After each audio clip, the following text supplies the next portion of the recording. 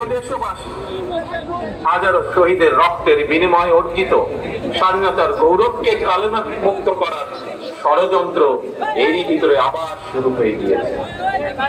দেশকে গণতন্ত্রের উত্তরণের চলমান প্রক্রিয়াকে বাধাগ্রস্ত করতে সারা দেশে অস্থিতিশীল পরিবেশ সৃষ্টি ষড়যন্ত্র স্পষ্ট হয়ে উঠছে।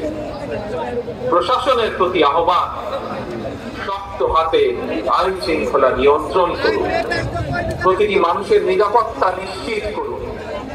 ধর্ম, বর্ণ পরিচয়ের কারণে কেউ যেন নিরাপত্তাহীনতায় না থাকে, সবার আগে সেটি নিশ্চিত করতে হবে।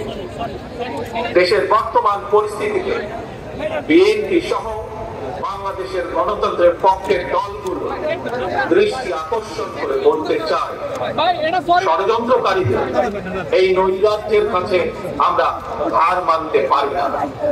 আমি বিশেষ করে এই মুহূর্তে দেশের সবচেয়ে বড় এবং জনপ্রিয় রাজনৈতিক দল হিসাবে সারা দেশে বিএনপির সর্বস্তরের নেতাকর্মীর প্রতি আহ্বান রেখে বলতে চাই, আপনারা যিনি যেখানে বসবাস করেন সেখানে আপনার বন্ধু কিংবা পাড়া প্রতিবেশী, ঠিক মুসলমান, বৌদ্ধ, হিন্দু, খ্রিস্টান, ধর্মীয় পরিচয় যাই হোক না কেন, বিশ্বাস যাই হোক না কেন, তার নিরাপত্তায় আপনি ঢাল হিসাবে দাঁড়িয়ে দৃষ্টান্ত স্থাপন করুন।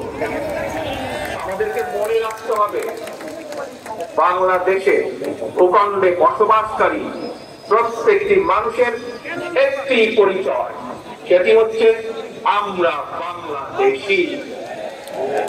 প্রিয় ভাই বোনেরা, আরেকটি বিষয়ের প্রতি আপনাদের দৃষ্টি আকর্ষণ করে কথা বলতে চাই।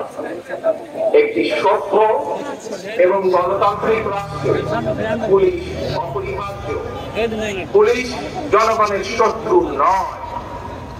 হত্যাকারী হাসিনা বিনা ভোটে ক্ষমতায় থাকার জন্য আইন শৃঙ্খলা বাহিনীকে জনগণের শত্রু হিসেবে দাঁড় করিয়েছে। তবে আমি বিশ্বাস করি, বিএনপি বিশ্বাস করে, বাংলাদেশের গণতান্ত্রিক রাজনৈতিক দলগুলো প্রত্যেকে বিশ্বাস করে, পুলিশের ভেতরে একটি চক্র ছাড়া অধিকাংশ পুলিশ কর্মকর্তা এবং সদস্য চাকরি বিধি মেনেই, দেশের আইন কানুন মেনেই দায়িত্ব পালনের চেষ্টা করছে। হাসিনার পালনের পরে বর্তমানে খুব সুকৌশলে একটি চক্র